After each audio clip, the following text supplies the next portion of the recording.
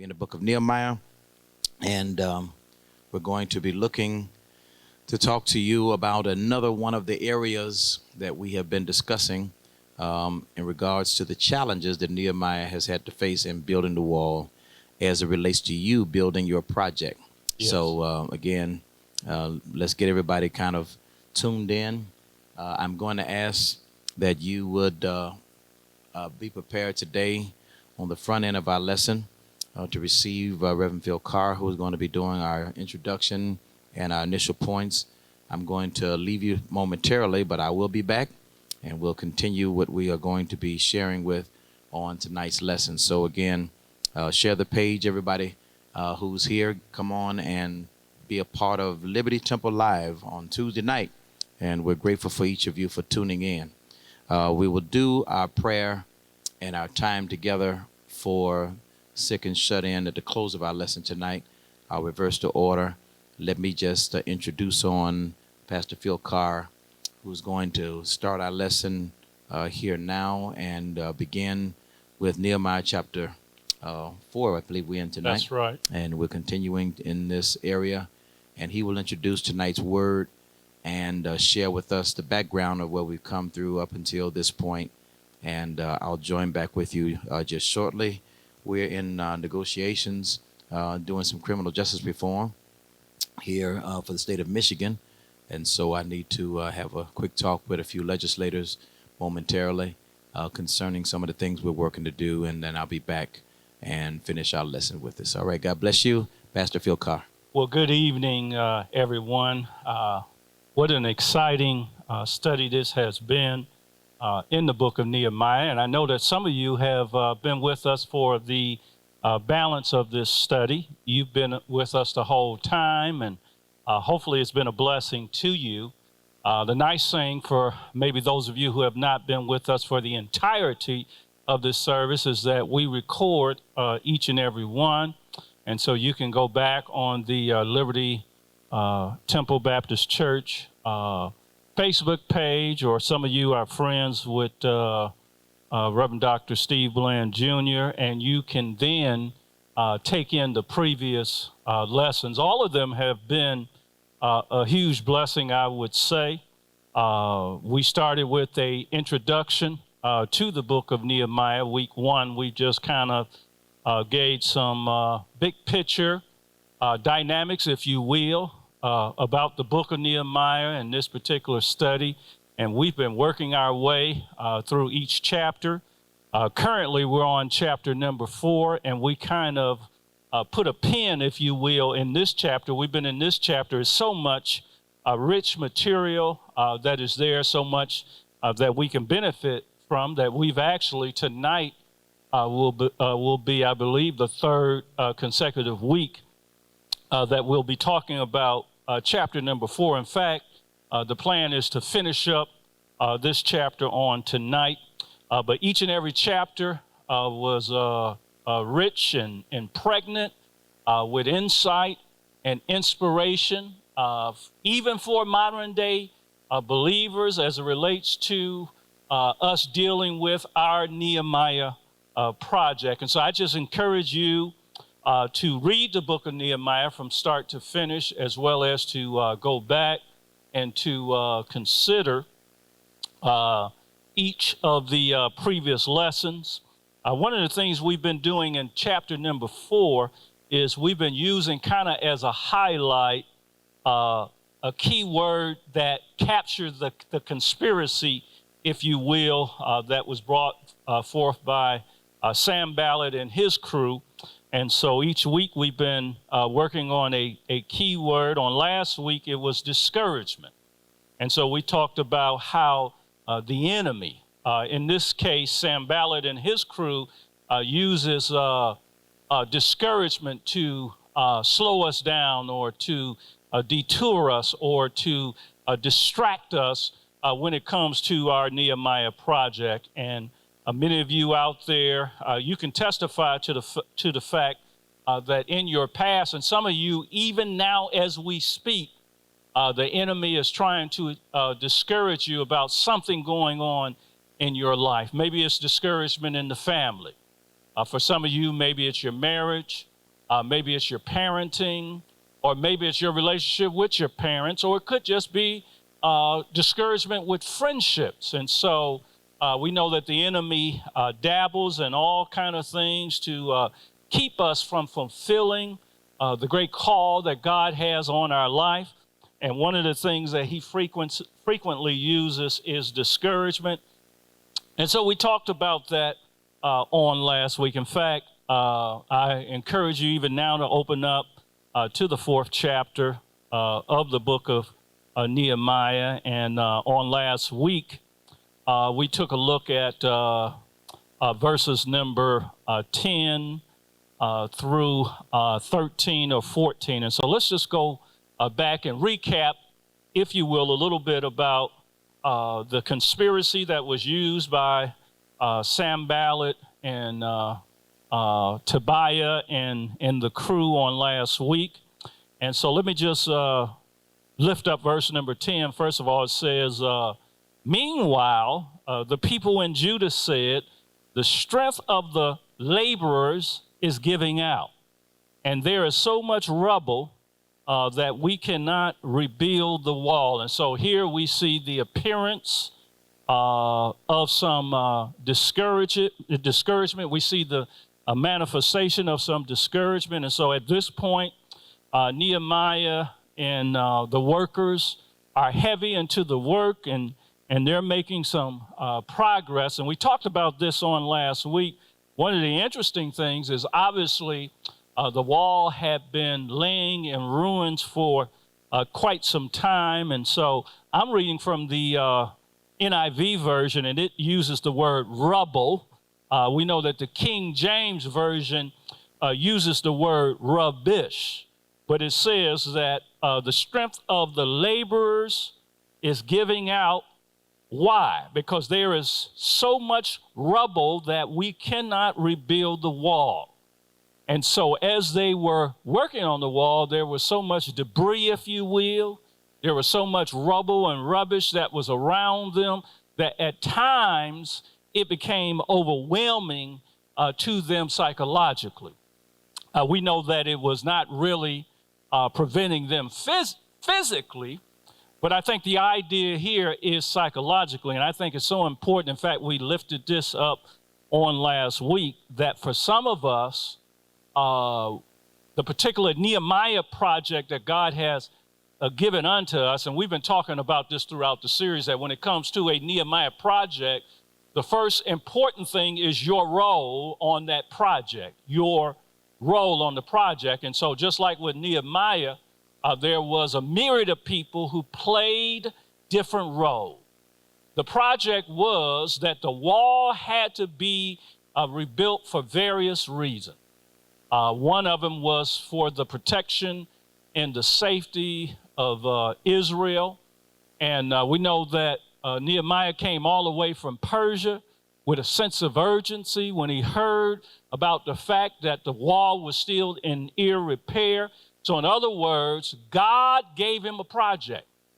And likewise, I believe that God gives each and every one of us a project. And then the question becomes, one, what is your Nehemiah project?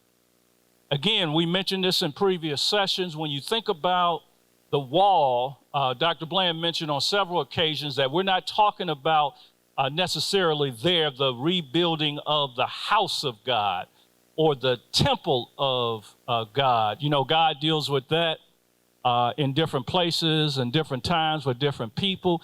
And so when you think about the wall or the Nehemiah project, what comes to mind there, or one of the things that comes to mind there, is community building. And some of the issues that's going on in our community. For example, two of the big issues that we are dealing with currently is the COVID-19 pandemic. And we still haven't figured that out in terms of what we're going to do to, first of all, to control the pandemic and ultimately to defeat it all together. And unfortunately, our nation is divided as it relates to the pandemic. We're divided on a federal level, right? We're divided on a state level, and in some cases, we're divided on the local level. But let me be honest, that's That's a Nehemiah project. That's a social issue that needs to be figured out. And I believe that God has the answer, that he has the solution. And here's the thing. What's your role when it comes to controlling and defeating COVID-19? What's your role? What's your place in terms of that particular Nehemiah project? Because here's the thing, people are dying. People are being infected, and our lives have literally been turned upside down. And we really need to petition the throne of heaven. And we need to say, God, like Nehemiah did. Up to this point, we have Nehemiah on 3 separate occasions praying to God in the midst of the project of rebuilding the wall, asking God for answers, asking God to deal with the enemies that was coming against the rebuilding of the wall. Ironically, we got some enemies that's coming against our efforts to control and to solve and to defeat the COVID-19 pandemic. I know it doesn't make any sense that we're not all on the same page, but for various reasons, different people have different agendas. And so even as we fight, for example, this pandemic, not like Nehemiah, we gotta have tools in one hand and we gotta have weapons in the other, because there are some out there who are saying and doing things that are counterproductive. Just trying to give you some background here. And so whether your Nehemiah project has something to do with the COVID-19 virus, and hopefully you're playing some kind of role as it relates to that particular project. If not, just keeping your family safe. What are you doing to keep yourself safe? What are you doing to keep your church safe? What are you doing to keep your city and your state safe? Because if we don't solve that pandemic, there will be no return to normalcy. Things will continue to be on hold. And so we need the people of God in particular to hear from the Lord and to do their part. But that's not the only project that we're dealing with these days. Another Nehemiah project that we're dealing with, some have termed Racism 2020. And in particular, we're dealing heavily with it, and I'm so excited about it. And I pray on a daily basis that God would allow us to actually, like Nehemiah with the wall, Lord, help us finish this project, and that's systemic racism. Systemic racism has reared its ugly head, it seems like never before, although many would argue that what we're experiencing, in recent history has always gone on. It's just that it's been captured on tape and it's been revealed. And of course, I'm talking about the incident with Ahmaud Arbery and the incident with Breonna Taylor and the incident,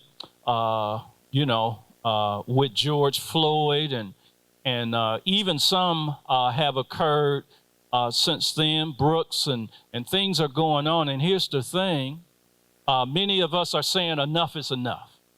We're sick and tired of being sick and tired. And so I would argue that for some of us, if not for all of us, that's a Nehemiah project.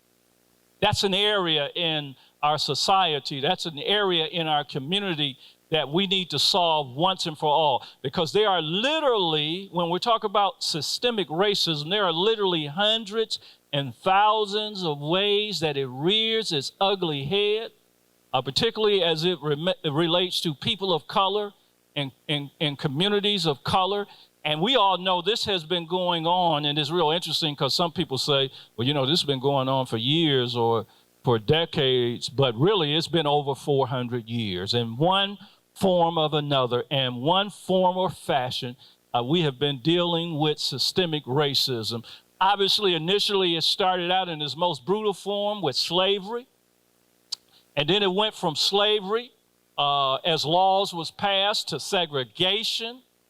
And so it went from segregation to what we're experiencing now, which is a deep racism that some would say is silent and secret and integrated into the various systems of American society, so much so that many of our white brothers and sisters can't even see it. I don't know why they can't see it, but they claim that they can. What am I saying?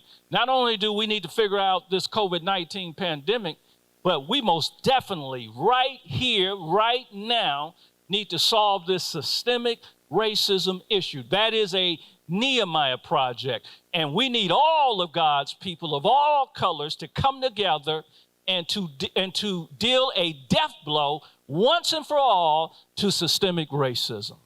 And so again, even as we look at this old story and this old book, there is so much that is included that we can use to understand the issues of our time, and that we can use to defeat, get this now, the enemies of our time. There are enemies related to the COVID-19 pandemic that's getting in the way. There are enemies, believe it or not, related to the racism 2020, the police brutality, the systemic racism that's getting in the way. But if God be for us, he's more than a whole world that can be against us.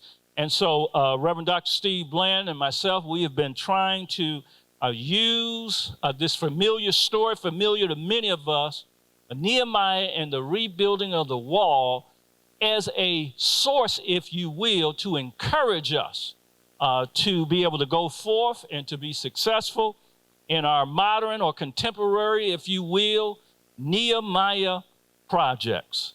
And so again, just like Nehemiah, we're going to have to do a lot of praying. We saw Nehemiah praying in chapter 1. He was praying again in chapter 2 and chapter 3, and again here in chapter 4. And there is no doubt about it that the foundation of rebuilding a wall, the foundation of being successful with your Nehemiah project or anything, is prayer. It's talking to God. There is hope, there is help, and there is healing in God. And the thing is that we gotta talk to God. You know it, 2 Chronicles 7:14. If my people who are called by my name will humble themselves and pray and seek my face and turn from their wicked ways, then will I hear from heaven, and I will forgive their sins, and I will heal their land. But here's the thing, and it comes up time and time again in the story of Nehemiah. Yes, we have to pray. We have to be prayerful, if you will, prayerful, but we also need to be practical. And so Nehemiah was successful with the rebuilding of the walls because he always started things with prayer. You ought to start every day with prayer. You ought to start every project with prayer. You can't pray enough. But he didn't just pray. He didn't just talk to God, but he also listened. And he went from talking to God and listening to God to doing some practical things. We got to be prayerful, but we also got to be practical. Again, we see this time and time again in the story of Nehemiah. Now, let's go back again. We're in the 4th chapter here, and let's go back to verse number 10 as we work our way up towards finishing this particular chapter. Again, verse 10 of the 4th chapter of Nehemiah says, meanwhile, the people in Judah said, the strength of the laborers is giving out, and there is so much rubble or rubbish or debris that we cannot rebuild the wall. In other words, the people of Judah was allowing the situation and the circumstances to bring discouragement. Look here, let me say something to you. Whether we're talking about your family, and whether we're talking about your community, and whether we're talking about your church, there are going to be challenges.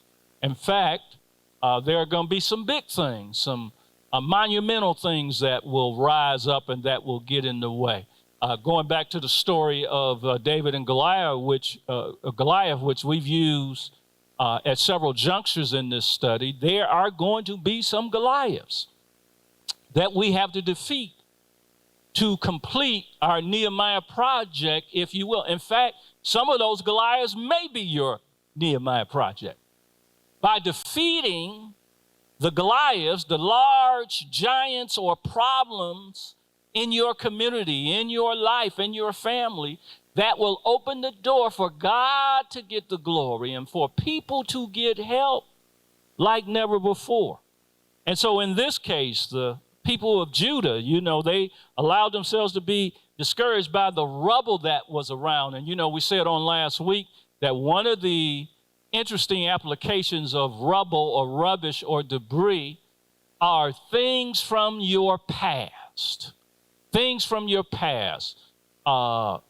Relationships that went awry, right?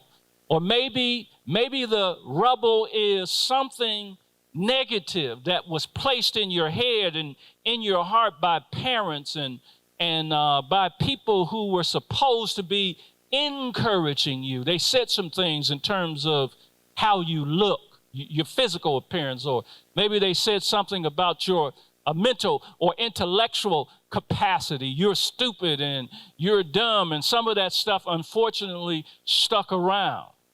Maybe some of that rubbish, unfortunately, is abuse and misuse from relationships in the past. And even as you're working on the projects that God has given unto you, the Nehemiah projects, important projects that's a part of your calling, maybe some of those memories appear like rubbish in the story of Nehemiah, and it brings a sense of discouragement to you, like the people of Judah.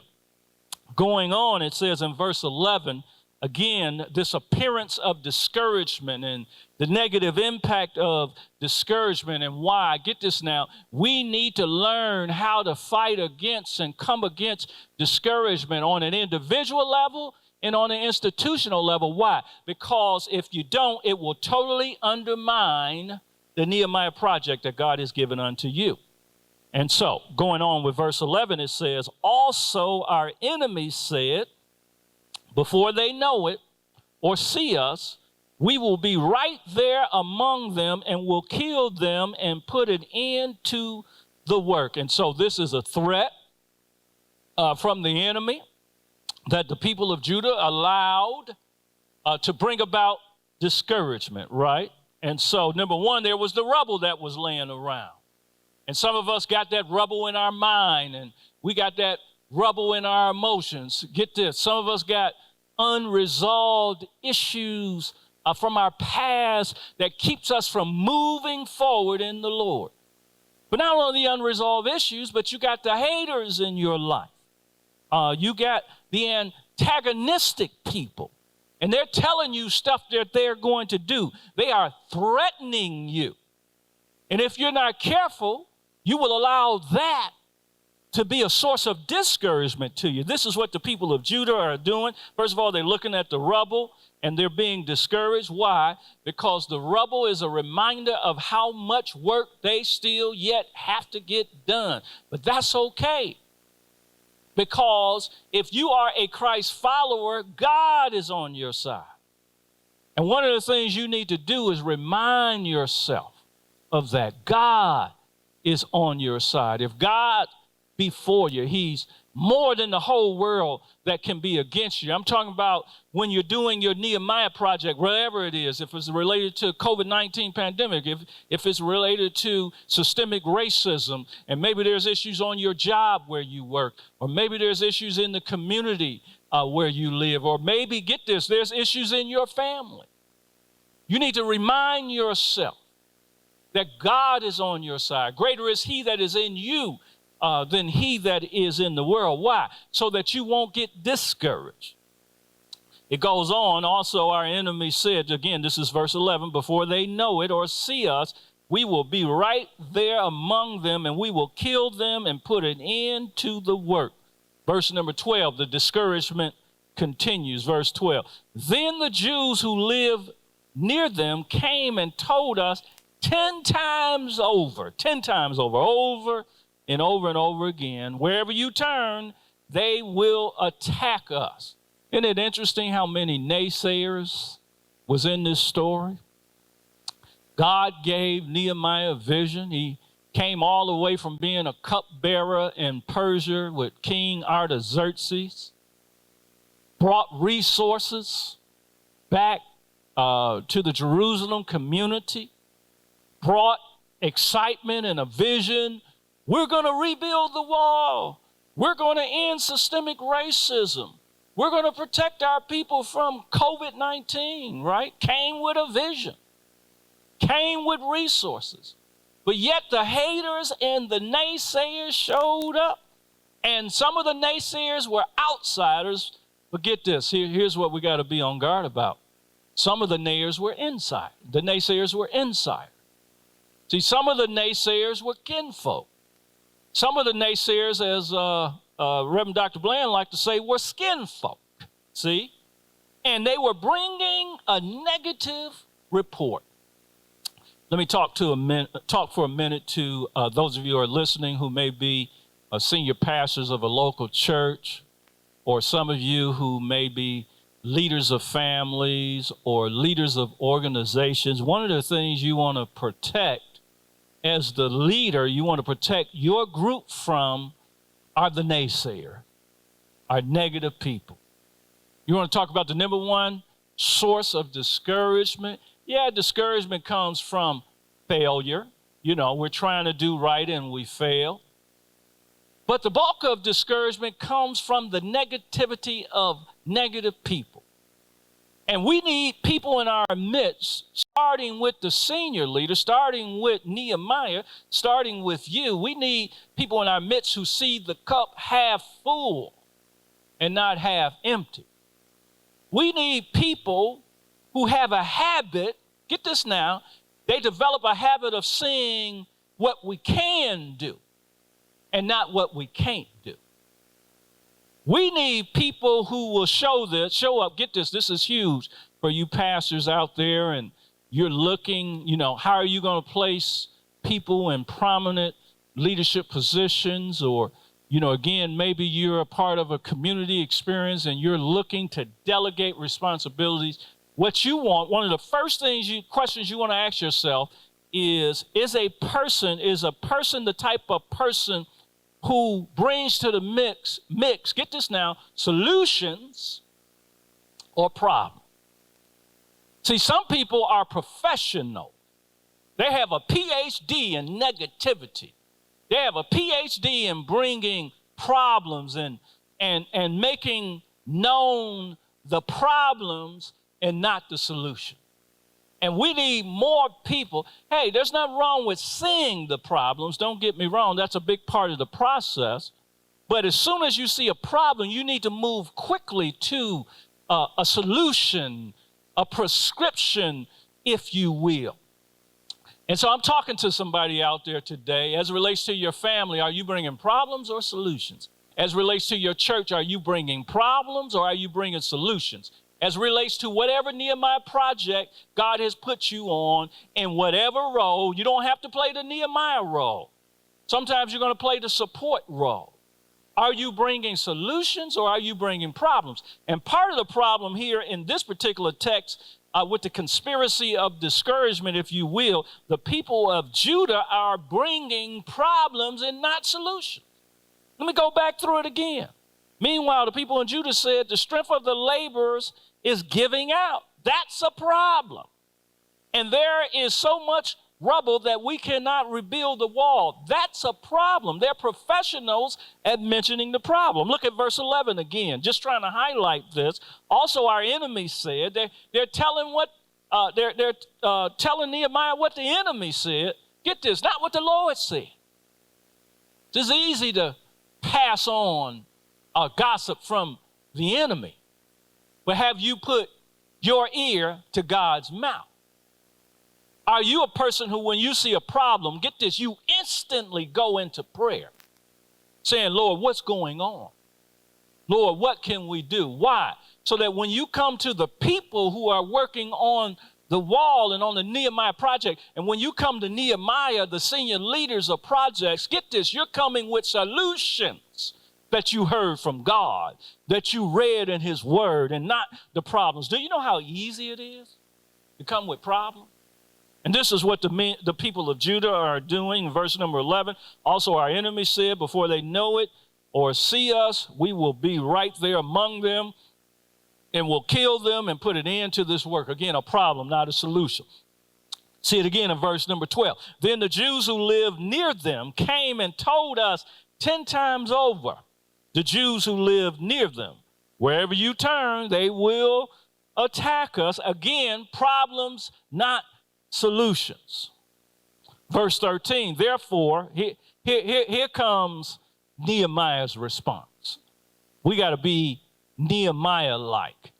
We got to be like Nehemiah as we work on our personal Nehemiah projects. We have to be godly leaders. And let me just say,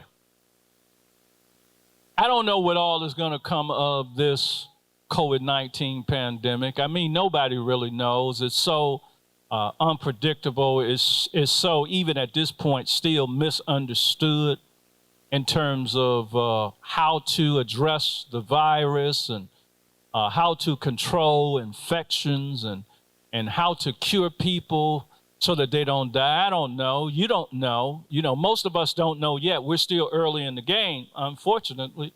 Also, we don't know what all is going to come of this systemic racism challenge and police brutality challenge that we're dealing with currently in society. We don't know. We know, and I'm excited about the fact that a lot of good things have happened already, right?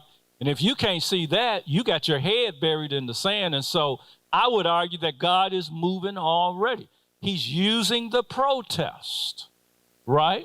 Even though some bad things have been done in terms of looting and the like, a whole lot of good things have done. The consciousness of the nation when it comes to police brutality and systemic racism has increased. The awareness has increased. I personally know handfuls of people who have experienced an awakening. And so already God has moved. We know, though, that in the form of systemic racism, we're dealing with a Goliath-sized challenge.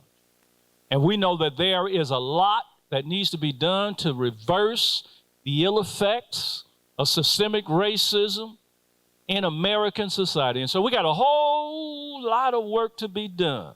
And we don't know what all is going to be done, but here's the thing. I believe, like Nehemiah, we got to be encouraging and we need to be positive. And get this, I get that many of you have been hurt by the evil of racism and the like. But one of my favorite verses that I hold to in the Bible for the Nehemiah projects that I work on, whatever they are, you know, I remind myself, I've committed it to memory. I remind myself again, and this is what Nehemiah is about to do. We're about to read this in a minute, but let me just say this to you. 1 Corinthians 13:13 says, now abides faith, hope, and love, and the greatest of these is love. In other words, I love that verse because as we live life and as we do ministries and as our haters come and as evil tries to triumph, the thing that helps us to defeat systemic racism and the COVID-19 pandemic and whatever else you want to throw into the hopper is faith, hope, and love. We got to have faith that God is able.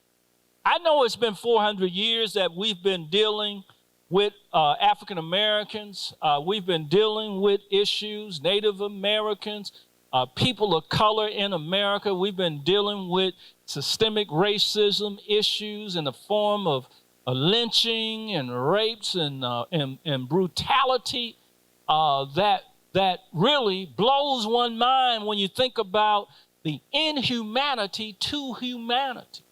But in spite of that, what's going to get us to the promised land? What's going to get us from where we're at to where we want to be? What's going to help us to rebuild the wall, if you will, your Nehemiah project, whatever it is? What's going to help you to complete it and finish it? It is faith, it is hope, and it is love. In particular, I'm trusting and believing that God is going to, right here and right now in 2020, he's going to deal with systemic racism in a way that we have not dealt with in past generations. I don't know where you're at emotionally in the journey, but I'm believing God in a great way. I believe that what has happened, what has occurred since the George Floyd lynching, if you will, by police officers, because that's all it was. It was a modern day form of lynching. I'm believing that all that has occurred since then, that God is in the midst of creating a movement and not just a moment. Did you hear what I said? I believe that a movement is afoot. And I believe that we're going to, in this period of time, 2020 and beyond, I believe that as it relates to systemic racism, we are going to right some wrongs that have been going on for quite some time. I believe that with all my heart. I got faith, and I got hope, and I got love. And I believe that it's going to happen because faith, the Bible says in Hebrews 11:1, faith is the substance of things hoped for, and it is the evidence of things not seen. Does that mean that I'm turning a blind eye to all that is going on in society? No, it doesn't mean that. It means that I have faith. I believe that now is the time. I believe that Dr. King's dream can come true.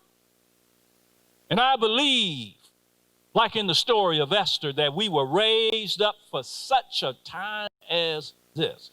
Now is the time. It's been going on too long. And I want to encourage some of you out there under the sound of my voice, some of you who are viewing this broadcast, and you've been a part of this Nehemiah series. I want to encourage you to open up your heart and to open up your spirit. And if you're not there yet, allow God, the Holy Spirit, to infuse you. Get this, 1 Corinthians 13:13, with faith and with hope and with love. Because we're going to defeat the Goliath of systemic racism only if we believe, like David, it can be done. I know many of us, we shaking our boots because systemic racism has been a formidable foe for over 400 years. And some of us can point to family members who have been victimized generation after generation by systemic racism in one form or another. And many of us have been a part of efforts in the past that we thought was going somewhere, and only it fizzled out. Systemic racism worn out, the evil racism worn out. But now is a different day, and now is a different time. And just like Nehemiah in this story, there are some like the people of Judah who are sources of negativity, and they are sources of the problem, and they see what is wrong and not what is right. They see in their minds what can't be done as opposed to what can be done. And we know that we can do all things, Philippians 4:13, through Christ, which strengthens us. And now is the time to rise up in spite of all that's going on in our country in terms of Washington, between Democrats and Republicans and others, and all that is going on in our nation, which is greatly divided. Now is the time for God's people to come together and to believe the truth of the word. God is up to something. God is ready to do something special. I would argue, and I believe this with all my heart, we're in the year 2020, and some of you who are listening, you know this to be a fact. We've been talking about 2020 since we were in the 20th century, since we were in the 1900s. I've been in full-time ministry now. It's been about 30 plus years I've been in full-time ministry, and I've worked for various churches, and I've worked for various organizations, parachurch organizations, and community organizations. And one of the things that is interesting, and some of you know this to be true, we've been talking about the year 2020 since the 1990s. In fact, one of the common trends with Christian organizations, and I imagine with secular organizations as well, back then in the 90s, right, in the early 2000s, was to come up with a 2020 vision for your ministry and for your organization. And so you would hear that terminology a lot. What's your 2020 vision? At that time, we were quite a few years away from 2020, 20 plus years. And so the idea with the 2020 vision then is your big picture vision for your organization. And so everybody was creating, well, not everybody, many people were creating at that time this 2020 vision. And it's so interesting because we was talking about 2020, 2020, 2020, right? And so here we get to the year 2020. And even though we was talking about the year 2020, who could have ever imagined that this year would be one of the biggest years in human history? Who would have ever imagined? We're now in July. That's just 6 months through the year. Who would have ever imagined that we would have dealt with something as monumental as a global pandemic? Who would ever imagine COVID-19, global, not locally, not regionally, not nationally, but globally? Who would ever imagine when we were talking about a 2020 vision? Who would ever imagine that COVID-19 pandemic was waiting on us? Who would ever imagine that we would be dealing with the issues of systemic racism and police brutality to the extent that we are in 2020? And who would ever imagine that the consciousness of the nation would have been challenged to the degree that it has been? COVID-19, racism 2020. Who would have ever imagined that that was waiting for us in 2020? Now get this, we're just 6 months into the year. Who knows what else is on the docket? What else is on the agenda? What else God has for humankind to deal with before we get to the end and through this year? There might be 1, 2, 3, 4 more major things going on. But here's my point. We are in a turning point in human history. I consider myself to be a history buff, and some of you out there listening, you love history as well. And we know that when you consider human history, there has been years, and there has been decades, there has been centuries that has been notable because of the affairs of mankind that occurred, created a turning point, took history in a totally different direction. And that is what the COVID-19 pandemic did, right? We're all wearing masks, or at least we should be wearing masks and practicing social distancing and whatnot. And what about this? Who would have imagined that in 2020? Let me throw in another major thing, because there's so many, right? Who would have imagined that professional sports would have been put on hold? Now they're starting to open up some more sporting activities, but I'll never forget the night when I saw on ESPN the NBA has discontinued its series, and one sport after another discontinued their season or didn't start their season. Look here, folks, we are at a major turning point in history, and the question that I think many of us have or should have is, where do we go from here? And how shall we now then live? And we still have more questions than answers. But here's the thing. God is still on the throne. God is still superintending history. I'm talking about the things that would cause you to be encouraged and not discouraged. See, part of the problem is that the people of Judah in the 10th verse of the 4th chapter, they got discouraged instead of encouraged. Yeah, some stuff's going to happen in your life, but you got to remember who you serve. You got to remember whose you are, right? And so the thing is, we don't know where history is going, but we know who superintends history, and we're at a major turning point, and we need to believe God that what lies ahead is good and not bad, right? That all things, COVID-19 pandemics and police brutality, all things will work together for the good for those that love the Lord and are called according to his purpose. I'm trying to encourage somebody on tonight. I want to make sure that you don't get lost in the midst of these times, that you're clear that, get this, God is up to something, right? Evil is not just having its way in the midst, and evil is trying, don't get me wrong, Just like in this story, evil is triumph. But we don't need to respond like the people of Judah. We need to respond like Nehemiah. Now, let me get back to the story, because look at what Nehemiah did. Look at what he did, how he handled the situation where the people of Judah brought the discouragement. He brought encouragement. Talking to some leaders out there, talking to some pastors out there. I'm talking to some leaders of families out there. When discouragement comes, you offset, you defeat discouragement with encouragement. David said, this is the day that the Lord has made. I will what? I will rejoice and be glad. In the midst of a pandemic, I will rejoice and be glad. In the midst of a systemic racism heightened issue with police brutality, there will be moments where I will be grieved at times to my heart, but I still will end it by rejoicing and being glad, because the Lord is good all the time. And all the time, God is good. Is there somebody out there hearing me on tonight?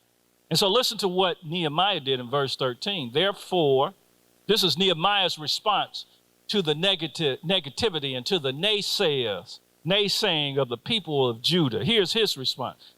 He didn't go, the world is over. He didn't go, oh, we in big trouble. Here's what he did in verse 13. This is Nehemiah. He said, therefore I stationed some of the people behind the lowest points of the wall at the exposed places, posting them by family with their swords and spears and bows. Okay, people brought bad news.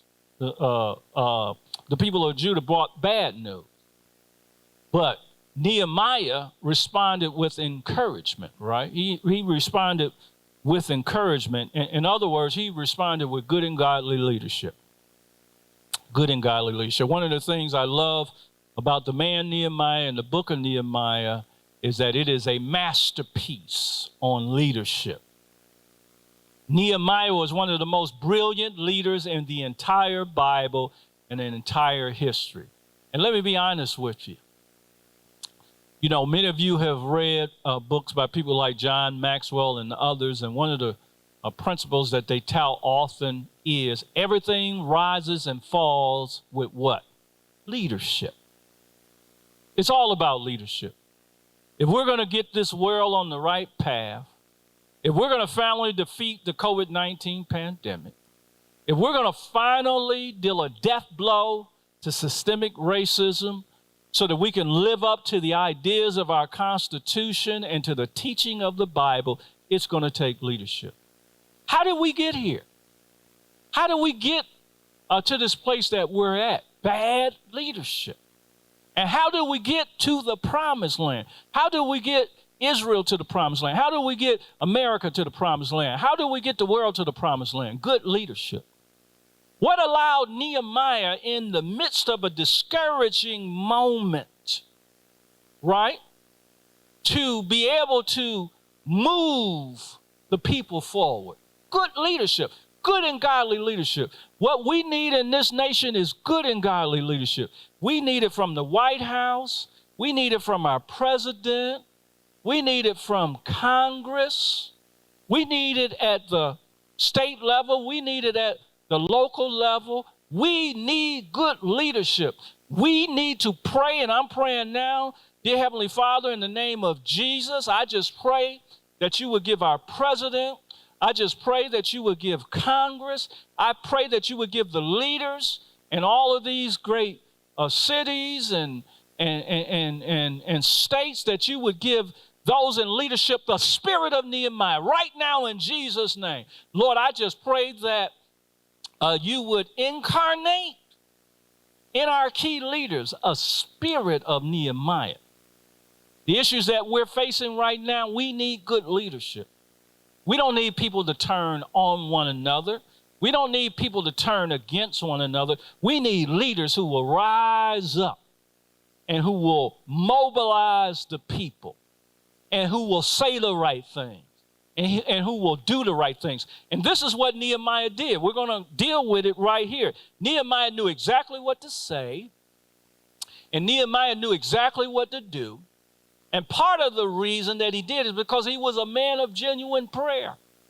He was talking to God every step of the way.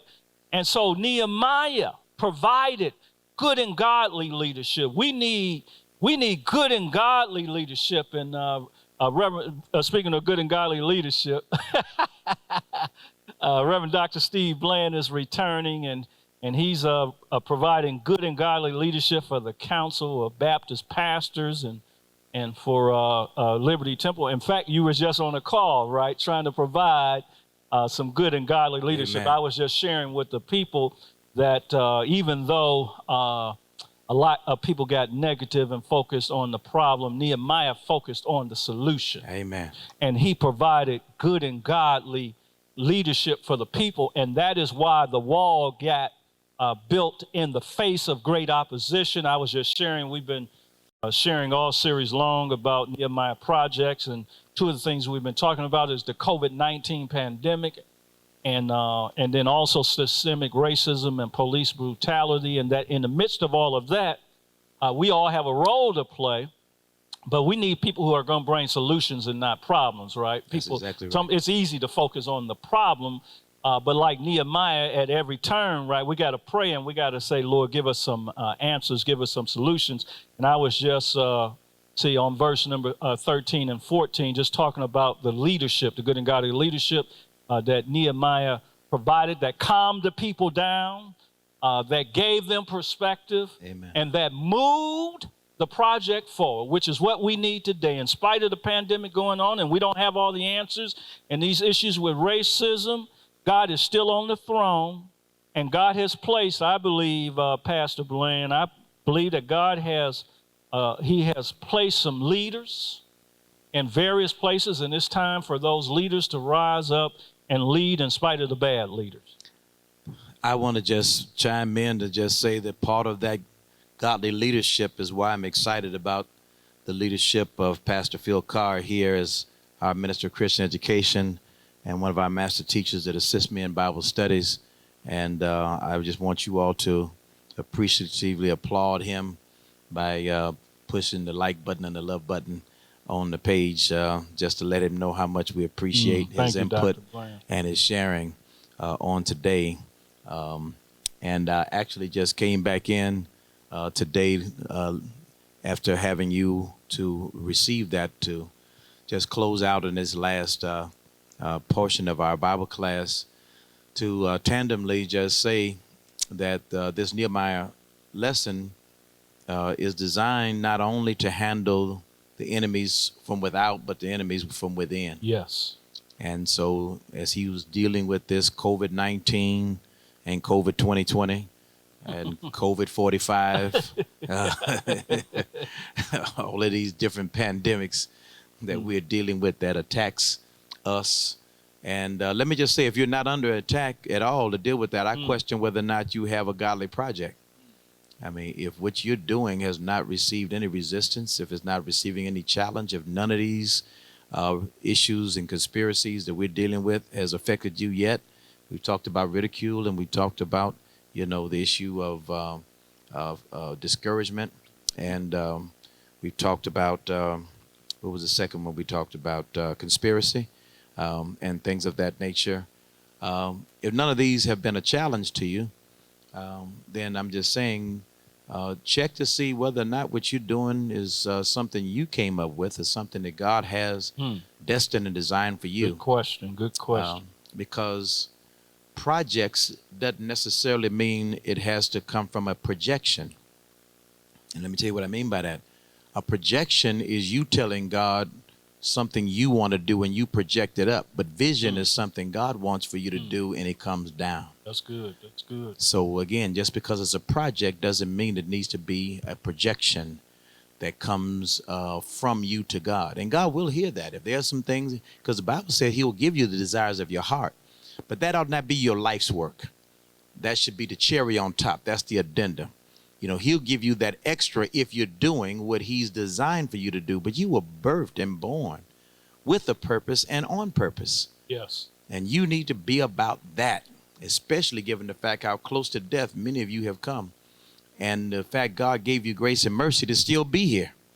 And so if you're still here, let's get busy, especially in this season. And God has used COVID-19 to kind of level the playing field. So if you thought some folk had gotten way ahead, well, listen, everybody had to come in the house for a while. Okay, everybody had to shut down the church for a while. You know, everybody had to get to a place where we had to regroup and rebuild. And now as we reimagine and repurpose and refocus, he's allowed you to catch up. And but you can't still be sulking and talking about what they had done and what you don't have and what's not there. Listen, you'll never make it. And you'll never be able to do it with the if I coulda, woulda, shouldas. You got to forget those things that are behind. Yes. And you got to reach for those things that lie ahead, and this is time to press. And those things that you're forgetting is not just the bad things, but watch this. You got to forget the successes too. Right. The good things. What got you success to this point is may not be what's going to get you that same success going forward. Because Nehemiah had success building the wall halfway up, but it wasn't totally built. He had still more conspiracies for the other half. As a matter of fact, it was harder to build the second half than it was the first half. And the reason is some of the challenges was not without, it was within. One of those that tonight, if he hasn't introduced it while I was there, is the issue of laziness. When we looked last week in chapter 4, verse 10, and we looked a couple of weeks ago in chapter 3, verse 5. Both of those indicated things that could suggest that you have to be careful that you check the spirit of the people who are around you and as well the spirit that's within you. When you see what he said, particularly in, like, for instance, of chapter 10, since we're going forth out, you can read verse 3 and 5 on your own, because that was a problem with the Tekoites, I believe, at that time. That the Tekoites was an issue and I'll go through the history of what that means at a different date. But in verse 10 it says, Judah said, the strength of the bearers of burden is decayed, or the strength of the laborers that we have is failing. We looked at it last week like they were getting tired. That's one translation, or that's one way of looking at the text. And when you are doing Bible study, you got to walk around the text. You got to dig. You got to look at all the different implications that it says, because just like an accident that happens on the corner, depending on what part of the corner you're standing on, you're going to see a different aspect of it. That's right. Good point. And so another aspect of what that may be said is that he's saying that Judah is saying, I don't think we can get past this rubbish because you got some lazy folk. You got some folk that don't want to work, or some complacent people, or some procrastinating people. And they are mixing in with the people that will work. And let me just say to you, if you happen to be a person who's engaging people in your project, you need to check your project to make sure that what you expect, you can inspect. Because if you're not inspecting to see that everybody's pulling their weight, what happens is everybody tends to dumb down to the slowest, laziest person. The laziest person doesn't always catch fire to the hottest person. But what happens, lazy people, complacent people, others, they tend to cool off other people, because what happens after a while, they look at them and say, why am I working so hard? And so ain't working. And we on the same wall, we doing the same work, we on the same project, we getting the same check. And so people tend to slow down, to people who are not. So you got to make sure that people stay encouraged to do the work, but then you got to hold them accountable for what work you want them to do. And in order to do that, you got to discourage laziness. Proverbs talks about considering the ant and the ways of the ant, and how the ant works ahead of time and is not lazy. But then he also introduces another insect called the sluggard, or the sloth. And if you know that anybody knows about that animal, that's a whole lot different than the ant. The ant is smaller, but it works harder. The sloth is bigger, but it again is lazier. It looks for other people to get and to do what they can and should be doing for themselves. And it's time for the church to have to carry dead weight, because we can get so much more done if everybody's pulling in their various areas. So if you're a leader, if you're a pastor, if you're a teacher, if you're a parent, if you're others, don't be afraid to deal with challenging laziness and complacency, because that's what ultimately slows a lot of the project down. And the rubbish will never get cleaned up. as long as you got people who give up quickly. And definitely it's not going to get cleaned up if people who are adding to the rubbish with their own lazy ways.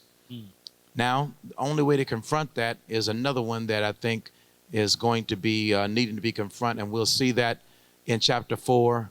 And again, we're going to be breaking after today for a week or so, and we'll look back at it again, but I'll introduce it today by saying laziness is not the only thing that is confronted with.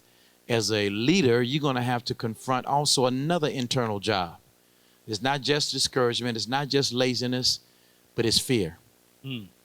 Because when you look at some of these between verses 11 all the way through verse 23, you'll find that what Nehemiah is having to do is make the builders aware of the impending attack that is being planned by not only Sanballat, Tobias, and Geshem, but the people who they have coalition. I told you, listen, enemies and devilish people are very busy people. They're not lazy, they're active. And you can't just believe God just gonna come in and do it all. You know, you're gonna have a rude awakening when you come to understand that evil is organized. All right, I just got through coming off of a call dealing with this issue of criminal justice reform. And so, you know, we started with a group of people who have like minds of a similar group among us who are a similar faith. But we realized if we're going to get this done, we got to reach out in a larger venue, because there are people who believe in our cause that are not the same denomination, they're not the same gender, they're not the same color, they're not the same kind. I mean, and we need to make sure we're about consciousness, right, and not just color. If we're going to get criminal justice reform done, we're going to have to get some white folk and some Jewish folk and some folk who may not theologically line up with where we may stand, you know, on other things, but they agree on where we're headed. And some people can't get with that.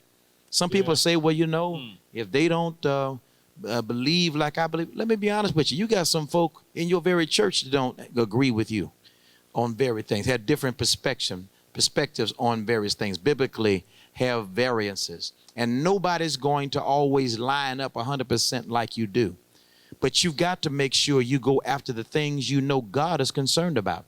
And justice in the land is something critical. We both Old and New Testament is no question. Now, you know, some of the things we get to splitting, you know, gnats about, that's right, you know, don't even have anything to do with who we are or what we got to deal with. And some of the things that we fall out about really are things that I believe if we get to heaven, you know, God's going to look at us and say, y'all really was fighting over that? And you overlooked the issues of the poor and the issues of those who were getting killed in the streets, you know, and those who, you know, had challenges of, because we do know there's some things that not only were addressed Old Testament in the Mishpat, the prophet who called out the sins of the systemic issues of the people, but New Testament, Jesus came out saying, the Spirit of the Lord is upon me and called me to preach the gospel to the poor, not the poor in spirit, not low of estate and number, no, poor people, people who've been stepped on, the 1% who are taking advantage of the 99, poor people who have to live on paycheck to paycheck, people who don't have health care, people who live on welfare, people who have to deal with unemployment and challenges of our list. Poor is part of the challenge. Martin King was killed, I believe, not just because he was after equality. He was killed because he was after equity. He was addressing the issues of poor people. The Poor People's Campaign was getting ready to start. And that is what made people nervous. People are nervous today. They got Blackout Day. And they will see if people actually did not buy in certain stores and entities, and if you want to buy something, support black business. Well, we'll see how many people we were able to get on that page, because people will be able to tell. And if people don't count nothing else, they do count dollars and cents. And so when you start hitting them economically, that's what made the difference. We had a company here called Detroit Popcorn Company in Westland, Bedford area. And when the George Floyd issue happened and the protests and others took place, the owner came out and said something very insensitive about what he thought about protesters. Now, there's some people who came to the mic and to the camera saying and challenging them on his theological belief and things of that nature. But then the people who bought the popcorn from the company en masse divested. So you had, Quicken Loans, was about 3 or 4 companies who bought popcorn. They didn't come out saying we don't agree with you. They just canceled their orders. All of a sudden, now you start getting repentance and apologies, and I'm sorry. They fired the guy, the powers that be got rid of him, cleansed everything, brought somebody in. That's how you have to make a difference sometime. You got to do it where they economically get their wherewithal, because they've heard us protest and holler and moan, and they just going to outweight you. But when you hit them, that's where it is economically. When you look at the bus boycotts that took place, Martin King, before he ever started talking about I Have a Dream, it was the bus boycott that had to be sustained for over a year, 374 days beyond the dates they had. They stopped riding the bus and they were committed to walking. Now, everybody didn't do it, but enough people did it. That's right. That wall could be built and their wall could be torn down. That's what challenged the beginnings of the civil rights era, because people could economically work together as well as racially and harmoniously work together. But you can't be lazy. You had to do your work. So we worked together to make sure we built those coalitions. Today, we just also built coalitions with people in the Senate in our state and the representatives. But I last challenged them before I came in here and said, you also got to build relationships across the aisle. You can't assume that some people that are not part of your party don't agree with you on criminal justice reform. Right. They watched George Floyd die just like you did. And many of their own children are thinking differently about some of these issues and have already softened some of their hearts about the fact we got to do differently. We cannot continue to be people of privilege and not challenge racism, because racism, if it's going to be dealt with, white folk are going to have to address that to other people who are privileged and with power. And that's why they are saying in the text, you cannot be lazy and build a wall. It takes work. It takes people who are going to hold down their area and stay in their lane and do what they do. Yes. But you got to know that when everybody does their part, then the wall can be built. My last example, I got some people on the line from Rockford, Illinois, who are here, and some of them might recall this.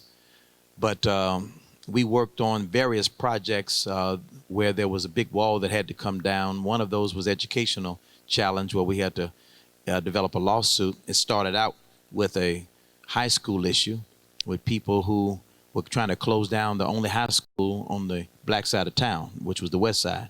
And as a result of them closing that down, it was going to force busing one way on the other side. And we knew that that was going to cause not only dropout, the dropouts occur, then you increase your incarceration, you know the rest of the story.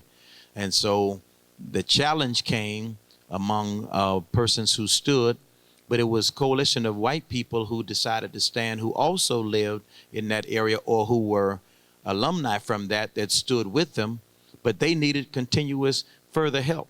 It wasn't until clergy got involved. It wasn't until we got business involved, until we got other coalition partners. But we couldn't be lazy and just leave it with a small group. That coalition had to build. It went from an individual suit to a class action suit. And once it became class action and big enough, we were able to challenge the systems, the power that be, and the wall came down one day when a judge ruled that they found more racism in the Rockford School District that it would be considered an art form. Those were the actual words in the opening preamble of that. Never would have happened without the coalitions. By the same token, when that coalition and those coalitions broke down, some of those racial and segregative ways have been rebuilt. And so we've gotten slid back to the same place, because you got to just not start the work, you got to finish the work that you started. One of the things that I think helped me to motivate to know it could happen was really, Pastor Carr, not just that educational issue, but we had a young man who was there who was the only person who was a manager in one of the local grocery stores there. And I don't mind calling the name Kroger, because we got Kroger here. But it was a Kroger store, and it was bad enough that there was only one black person in the whole system that was in any kind of position. But he had to train a lot of people who were entry-level people who became his manager, became his boss. So he never was big enough or good enough to have his own store. And for years he worked, trained people up, and they were promoted over him. But one of them decided to put his hands on him one day, and decided to, because he didn't like what he said, but he pushed him, hit him in the chest, whatever the case may be. And instead of immediately retaliating, he came to our ministers' conference then, Rockford Ministers Fellowship. And when I heard the story, a few others heard the story, and we're dealing with that, we decided that we needed to begin to address it. We talked to the powers that be, and they said, well, okay, well, we'll talk to the employee, blase, blase. But nothing ultimately happened. The guy kept his job. You know, things went on. They just reprimand him, you know, like they normally do, get a task force, or they're going to study it or whatever it is. And they slap on the wrist, put him on the desk job, but put him right back in. So we called for a boycott of Kroger stores. And we called in and said, we're going to boycott. And strategically, I said, we're going to target a Thanksgiving, because I know during Thanksgiving, that's when we buy a whole lot of food and things of that nature. And we're going to take it from Thanksgiving to Christmas. So Thanksgiving to Christmas, we're going to boycott. We're going to not buy. And that was our angle. And lo and behold, on the day that we decided to boycott, it was 10 or 20 below zero, you know. So the numbers that we expected was going to be out there on that picket line, or that, you know, don't buy, you know, line with our signs, didn't show up. And that's why I say don't get discouraged, you know, when a lot of people don't come. And I got out there, I kind of figured it was going to happen, but it wasn't a lot of people who showed up in below zero weather. But we were determined. We went out there anyway. We stood, and we continued to say, don't buy this, that, and the other. Lo and behold, we got a call from the regional office, called into a meeting. And the regional office called and said, listen, we want you to know a few things. Number one, we are removing the individual who caused that problem from our system. Number two, we're going to open up store managers opportunities and build from within. And the individual who was hurt, we're going to give him a store. Number three, we're going to be, and he started lining things out with pilot programs and things of that nature. And I'm wondering, you know, where's this coming from? You know, because again, in the eyes of many, it looked like the boycott failed because nobody showed up. But what happened was, because there were people who maybe didn't come out in the cold, but they also didn't buy items that are identifiable in the black community. Greens, right? Chitlins, it was Thanksgiving, you know. But those items, they had a big drop in their sales. And they saw the sales of sweet potatoes, the sales of potatoes, all of this stuff that we get dropped over a 3-week period of time between Thanksgiving and Christmas. And all of a sudden, everything that we were looking to get done got done, because people, even though they never got on the picket line, they kept their money in their pocket. And they did not buy, and they stopped. I'm sorry, I said Kroger, forgive me, it was Eagles. And the reason why I remember that, because our slogan was, the eagle ain't gonna fly this holiday. It was Eagles. Excuse me, Kroger, I'm sorry. But given that I'm getting older now. But the challenge was, we weren't lazy, and we weren't afraid. And fear, that's right, is what sets in. And that's why Nehemiah is to be commended in this text, because if you watch what he does, and you follow from the verses, I believe, knowing Pastor Carr as I do, he walked you through verse 11, 12, and 13. Is that correct? All right. If you start just looking there, you'll see what he's doing is he's stationing guards behind the walls. Okay? And then he inspires them with his own confidence that he has in God. Right. He's firing them up, and he's talking about what he believes. Yep. And he set them, and he begins to encourage them. Verse 14, the next one he says, well, let's go back to 13 is where you left off, right? Yep. Therefore said I in the lower places behind the wall, and on the higher places, what he's saying is I station people in the lower sections of the wall at the vulnerable areas where the attack could come. And then he said he even set people by families with their swords, spears, and bows, which means he got family by family involved. He got kids involved, right? He got people, and began to say, listen, you all can take this section right here and hold it down, because if they come in this section, they can violate all of us, because the weakest link is where the wall usually gets breached. So he gave everybody something and made them feel empowered. Then listen to his speech, verse 14. And I looked and rose up and said unto the nobles or the officials and to the rulers and to the rest of the people, be not ye afraid of them. Remember the Lord, which is great and terrible, or the God who is mighty and bigger than others. And all of us, fight for your brethren, fight for your sons, fight for your daughters, fight for your wives, fight for your homes. Are y'all getting the picture? He's encouraging them, tell them, hey, let's fight. And let me just say to some of you good Christians who want to pray all the time, you need to know that when you get up off your, and some people pray long because they're scared to get up from their prayer time and go fight. Listen, God's going to give you the victory, but you got to stand. Gideon had to be able to have enough people who would stand and fight. So that's why he told them up front, if you scared, go home. He started with one number. He lost a good 80% of the folk he had by telling the scared folk to go home. But not only them, he said, tell the lazy people go home. Because he told them to go to the brook and drink and watch how they drink. Because some folks say they ain't scared, but they lazy. They can't watch and drink. But those who cupped and looked around, he said you can use them. Those who had their heads stuck in the water and didn't want to see what's happening around them, he said, you tell them go home. Because you need to watch, fight, and pray. That's a Heather Maxey statement I want to put on. So you've got to have that kind of spirit. That's what he's addressing also in this text. And then he makes it personal. He says, if you don't fight for nothing else, fight for your own enlightened self-interest. If you don't want to fight for the community, fight for your house, fight for your sons, fight for your daughters, fight for your grandkids. That was what I was saying to them about criminal justice reform. If you don't want to fight for George Floyd or Ahmaud Marbury or fight for, Breonna Taylor or some of the others toward that, fight knowing that if it could be your granddaughter next time, your grandson next time, because a lot of these people weren't doing bad things. Many of them weren't. They were minding their own business in their own lane, and they were victimized by evil. Philando Castile was killed in his car in front of his wife and children, a year before George Floyd, and nobody came to justice. Had they fought like that for Philando, there may never have had to be a George Floyd. So again, we can't be afraid in this hour. We have to be able to rise up and note that Nehemiah says, listen, I'm not just going to challenge the laziness by putting people to work and give them an assignment. I'm going to keep giving them pep talks and pep rallies and charge. And leaders, again, we need to fire people up about what we can. This is our chance. That's right. I was catching some of them and saying, they would want to say, well, we tried legislation before, it ain't work. Listen, this is a new day.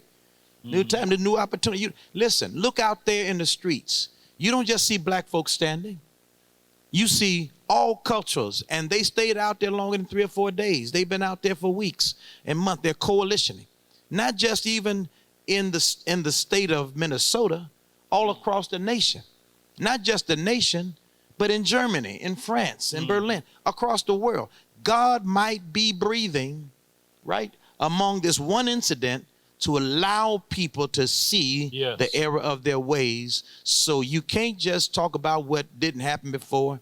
Listen, catch the wave, move. This is a Nehemiah project that we must get behind. I'm just using this as an example because it's one that is right before us. But it's the same way for whatever God is calling you to do. Don't look at your what didn't happen before. Go back again. Remember what happened when Jesus called the disciples. When he called them, when he went, Luke chapter 5, and he went and showed up after he had talked about what he wanted to do, about the Spirit of the Lord to be upon me, he went to call some disciples. And the first one he saw, the group, he saw them washing out their nets. And when he looked at them, he said, go out into the deep. Let's go catch some fish. And their first excuse was, we've been out there. We fished all night. On top of that, we expert fishermen. We know that fish don't get caught at this time of day. It's too hot out there right now. We got to catch them. They were using every excuse in the world to tell Jesus in their mind why they didn't want to go out there. But there's one huge reason why they went. And that is they had old boots and cans and seaweed, but no fish. So sometime God will let you not catch no fish long enough till you stop making excuses and get back out there and go again. Because when they went out at the Lord's command and when the Spirit breathed, look at what happened. They caught so much fish, the Bible says their nets broke. So maybe I can encourage somebody. Don't be afraid. Maybe you thought you failed. No, failure is giving up, not having had success. You learned something from before, but the failure is the person who quits. So don't be a quitter. Read this text and get encouraged. Nehemiah got out there and gave speeches to those lazy folk. He didn't just he said, listen, some of y'all I can encourage. Now, some of y'all I got to let go too. But some of y'all I can encourage, and you'll fire up when you see everybody else done so. So let me just add that to the discussion tonight to introduce those thoughts about laziness and how you handle it, and fear, because those are inside jobs. But remember what the text says in 2 Timothy, God has not given us the spirit of fear. If you have it, it didn't come from God, but he's given us power, dunamis and exousia, ictus and krakus. All of those Greek words mean something different, but God gave us all power, okay, and love, 5 different words. For love that we get storge, we get eros, we get philia, and all of, and each one of them means something different. Brotherly love, philia means we know God gives us the ability to have the familial love in terms of family. He gives us the ability to have love for people that we have in terms of relationships. Eros is, one we have for those who we have that kind of love. But the biggest love is agape, which means in spite of whoever has been against you, you have enough love to overcome that, to build on this project. And then a sound mind means use some common sense.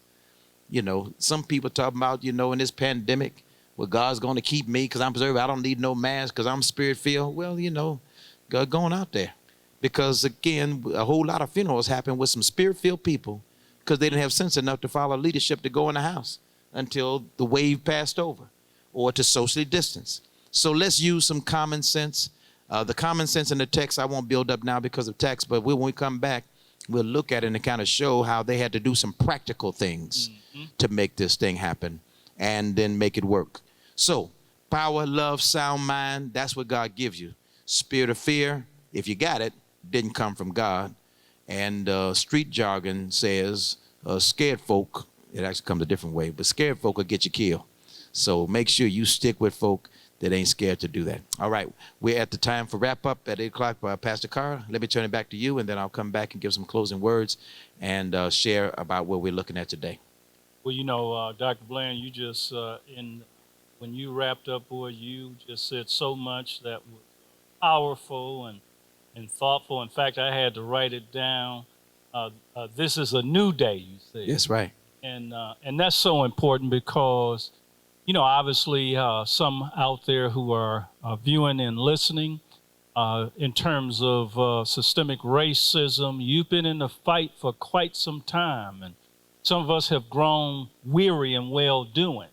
But, when you said this is a new day, I thought that was a prophetic word for so many. When you were on your call, I was looking at 1 Corinthians 13:13, and I was talking about whether it's the COVID-19 pandemic or police brutality, that the solution is 1 Corinthians 13:13, now abides faith and hope and love. And really, that's what we need in this day and hour. We need people who are going to be people of faith. We need people who will not lose their hope in spite of the history, in spite of the corruption. We need people who will still be hopeful. And ultimately, as Dr. King said so many times, it comes down to love. Love turns an enemy into a friend. That's exactly right. Love is more powerful than hate. And we have to have faith in that. We have to have hope in that. Get this, that love wins out in the end. Every time. And so, but you got to say this is a new day. That's why he said nonviolent, direct action and resistance. And love, like peace, when we had our Bible class on peace, peace is not the absence, again, of noise or being passive or just saying, no, sometimes you got to do what makes for peace. So it ain't peace lovers, but peacemakers, we said. Same thing with love. Love sometimes is a person not just saying, I love you, and they are attracted and connecting with you. Love sometimes means I'm going to disconnect from you because I'm not going to let you do to me, because of who God made in me, and the fact that God loves me, I love myself, and you say you love me, and if you do, then I'm not going to let you abuse me. I'm not going to let you misuse me. I'm not going to let you oppress me. So love sometimes is resistance to oppression or to abuse, because I hear you when you say you love me, but I'm going to help you by not letting you do to me what you've been doing to me. That's love.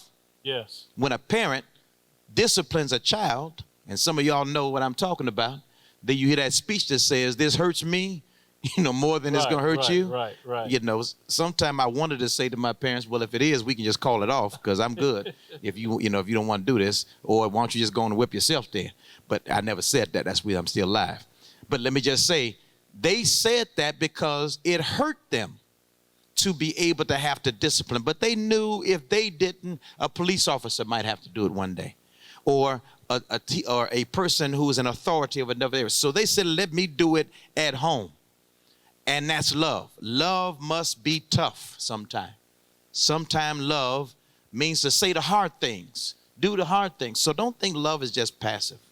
So according to what you were just saying, we got to redefine the love that we need at this time. Because Martin King loved enough, when I think he wrote that book about saying strength to love. Right? Yes. Which means you can't have no soft love when you standing in the face of racism. You need to call it out. What he did because he loved country, not because he hated it. The people who are tearing down statues and Confederate flags and others, I believe that behind many of that is a spirit of love. If you really say you want to see the unity of people, then tear down reminders of slavery and its vestiges. Tear down those things that, listen, those statues got built after the Civil War. They got built as a resistance to say, even though we lost, we still want to put up Robert E. Lee and put it in your face. It wasn't put up as a means of unity. It wasn't. And the people who were put behind them as black folk, let me just say to some of my black brothers and sisters who say that's history, listen, there's no part of your history that's lifted up by one of those monuments, and none. That's right. Because all of them were a tribute to slavery and trying to get people to want to go back, like the children of Egypt, to go back to where they had been. So you don't need no reminders of where we've gone behind. We got to build forward. And that is, I believe, what Nehemiah is saying. We're not going back to what got us in trouble before. This wall represents we got a new day. And I'm back to what you just said that you heard me say, and that is we got to seize the moment of a new day. And that was powerful, and that's something that we need to, African Americans, we need to say that over and over again to one another. But you said another thing related to that, and I wrote it down. It was so powerful when you talked about Jesus and the disciples and fishing. They had given up. Yes. Think about how many black folk have given up on the thought of racial equality and justice and unity. They've given up. Or even reparations. Or reparations, right? That's another one. But we got to go back. Some folk got nervous when I said it, probably. We got to re-engage. We got to go and fish for equality again. We got to go fish for justice and for unity and for reparations and so forth. Like the disciples in that story, it just struck me. Many have tried to fish for equality and justice, and they have gotten discouraged. And they got to go back. I believe in this moment that Jesus is saying, go back and fish for it again. That's what he's saying. And he tells them go back to a net, which means we ain't fishing with a pole. We catching anybody and anything that ultimately, and he tells them to go back to the same place where you failed. My God, listen, I know it's getting ready to be quitting time, but I'm about to heat up here. I'm not going to do it. But he tells them go back to the place where it looked like you failed before. Because you didn't fail, you learned some lessons. Because what they learned is you fished before without me and without godly instruction. But this time you're going because I sent you. And there's some people who are out there trying to do this thing by willpower and didn't wait on God, didn't wait on God's instruction, didn't wait on the Holy Spirit's empowerment. But God says, listen, don't give up on the project. Just do it with my blessing. Do it with my directives. Do it with my provisions. Do it with my protection. And I want to say that even to some protesters and people who are out there. And yes, what you're doing is good. But if you out there and you don't believe in the power of God, listen, you're not going to change hearts just because you're standing out there with a sign, that says Black Lives Matter. No, God's going to have to breathe on those feet and change those hearts. Yes. Because you pray and you believe that it's both and. It's prayer and protest and policy change. So again, we've got to go to the same waters that look like we failed in, but we didn't fail. When an ox falls to his knees, he didn't quit. He's regaining his strength, and when he comes back up, he's coming back stronger than he did when he went down. And I think that's where we are in this moment. We need to come back up stronger because we believe this is our God moment right now, and I do believe that that's exactly what Nehemiah's point was in that encouragement. What do you think? And I would ask this question to you, Pastor Carr.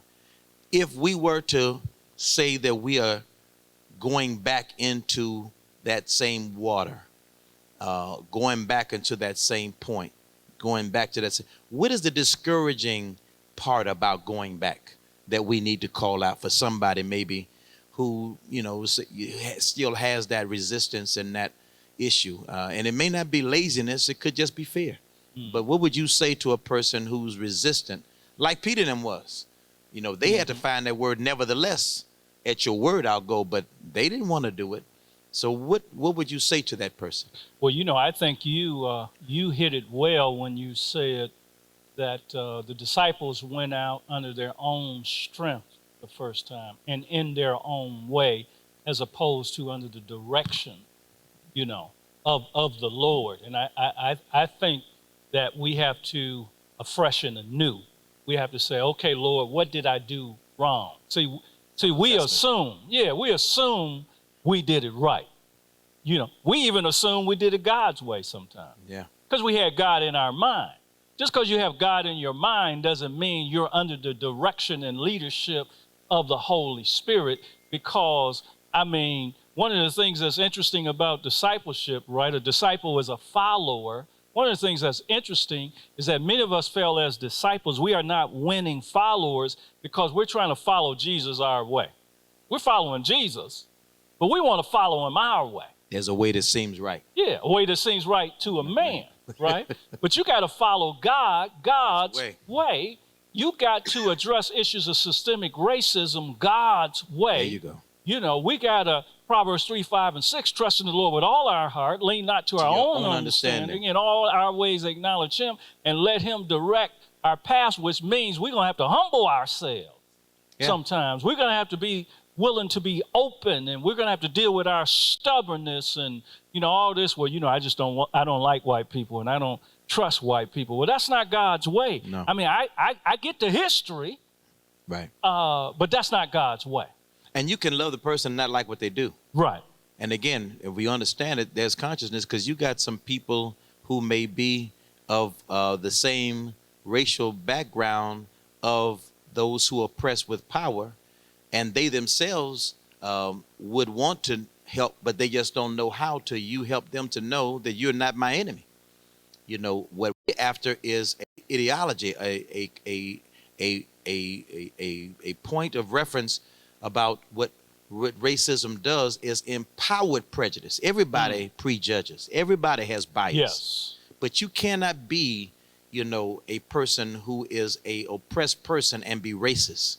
And we got to clear definitions. First of all, a real racist, a person of that, is a person who has a prejudice that they have power to put behind it, and can keep others down to keep them from progressing. And so some people may have a judgment that's different, but they have no empowerment in order to deal with it. And then there are others who are beneficiaries of it, and they can speak to those in power. So I think that what you're saying that we may need to encourage others to go back out in is that maybe the hearts have changed. I preached from Children of Israel and Moses on Sunday when I talked about, we coming out, etc. And then I had a conversation with one of our ministers afterwards, and he was asking me questions about it. And I was telling them, that, and I may be tipping my hand to part of my sermon possibly Sunday, But when they got out of Egypt, the truth is the shortest route to Canaan was only 40 days. But it took them 40 years to get there.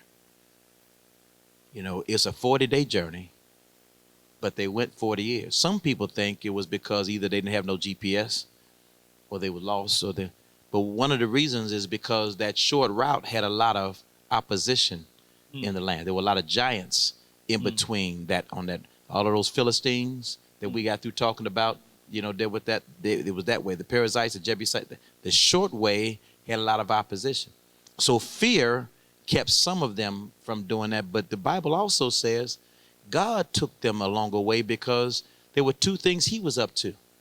He had to do an internal cleansing, right? And then he also had to teach them that their way they fight is to depend on him. They were afraid because they thought they would have to go toe to toe with these persons. But God said, that's not how I want you to fight.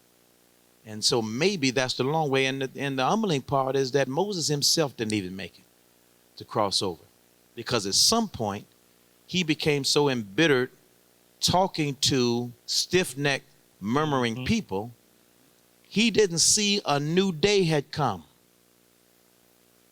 Joshua did. There you go. Joshua could see a new day had come because many of the people who he brought out of Egypt in that wandering died in the wilderness. So when they wanted water the second time, Moses, instead of hearing God's instructions, he went based on the tradition of what got him water the first time. So the first time he got water by striking, and God told him to strike the rock, right? Just like the prototype of the Christ in the New Testament having to be struck, the rock of Christ, that was an Old Testament idiom of what would to be happen to Christ in the New, when he had to strike the rock in order to draw waters of life. But that was done in the first move at Rephidim and others to it. When they got down to the brink of Kadesh Barnea, and they were about to cross over, God's instructions to him was speak to the rock and it will give you water. But Moses was striking because he was listening to the people and he couldn't get past what happened to them before and the stiff-neckedness. And God honored him publicly. He gave them water, but privately he said, Moses, because you're listening to your tradition and you're listening to your past and you're listening to the people who I have already taken down more than you are to me, you won't cross over either.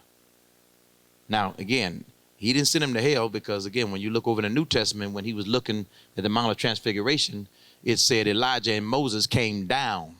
So he didn't say they came up. So when that means God brought them from a good place. Moses went and was no more. But here's what it meant. Don't be in a place where God will move you off your project because you can't listen to him and know a new day has come. And you can't obey a new voice that says, go back out again. Try it again. Get back into the place again at my command. Because Moses, again, at that point recognized that a new generation, you don't have to strike. God is saying you can speak to them. And I think that's where we are today. There's a group out there now that you don't have to strike like we had to deal with other people. You can speak and teach and train and talk and have Bible classes like we're doing now to this generation, and they can get it. You ain't got to go somewhere and sit down this group. They're not going for that, matter of fact. You got to teach them. And maybe that's why the new day is being failed by some, because we're trying to do a new day an old way. This calls for reimagining, repurposing, reforming. Yes. That's what the Nehemiah Project has to be. Some of the Moses of the civil rights had to be transitioned. Yeah. And if you look at it, what also is not working is putting one person out there to lead everybody. Yep. Right? Because again, the Moses who leads 600,000 men plus women and children and over 1 million now, that's not the process by which they cross over. And even now, you know, when you look at the movements, you can't really tell who the leader is. At all. I haven't heard one name. That's right. Absolutely not one name. But it's a movement. And we got to go from moments to movements. You know, we got to go from individual people who people get behind. Because what happens when they kill them off, like they did Martin and Malcolm and Medgar and Mandela, when they die, the movement dies. Mm-hmm. So we've got to confuse the enemy by coming up with a different strategy. I think that's a good way to look at the next verse as we close it. It says in verse 15, and it came to pass when our enemies heard that it was known. What is it? The scheme and the plan had been foiled, that God had already breathed upon Nehemiah enough that he was saying to them, listen, they just trying to discourage us. They just trying to keep us from that. And it says, when they realized that God had brought their counsel to naught, as King James, or in other words, God had frustrated them by giving them a new game plan. It says, then every one of them returned back to the wall to work. Because the enemy realized that the coach pulled out the clipboard. And so the issue is no longer what it used to be. We got a different kind of attack, and he gave a new play, and the new play was stop focusing on the enemy from without, start encouraging your people from within. And when he saw that he was building up those workers, and they stopped dealing with, that other stuff, they said, listen, our plan has been foiled, because we thought we could discourage them. We thought we could just, but look at what happened. God used Nehemiah with a new plan, a new scheme to do a godly work. Praise God. Good. That's good. Listen, this is such an exciting lesson, man. And I pray that between what you were able to share in the first half and what I've been able to contribute in this second half will help people understand that we can win this game.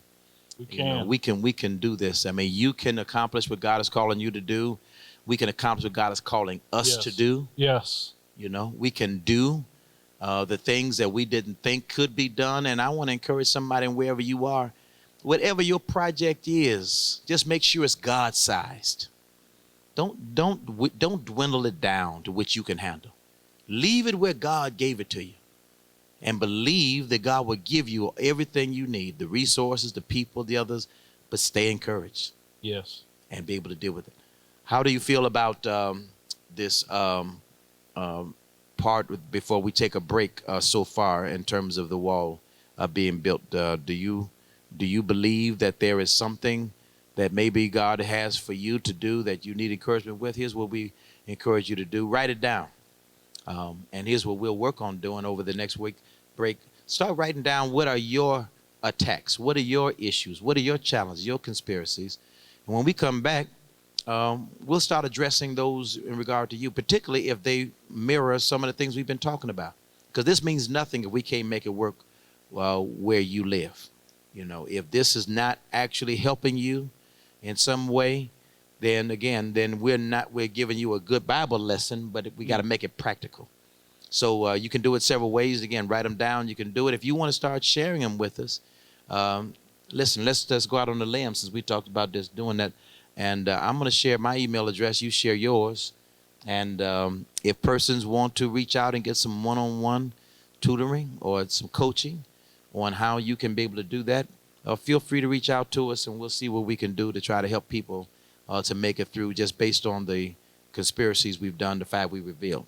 So, Pastor Carr, why don't you give them yours? Sure. Mine is Pastor Phil Carr at gmail.com. Phil, P-H-I-L, Carr, C-A-R-R. Pastor Phil Carr at gmail.com. All right. So, again, you can email him there, and we can be able to do that. And mine is sbjmins. That's S as in Sam, B as in Brown, J as in Jump, M as in Mary, I as in Indian, N as in Nancy, S as in Sam, at yahoo.com. sbjmins at yahoo.com. That's not the big email. That's the personal one that, again, I will read.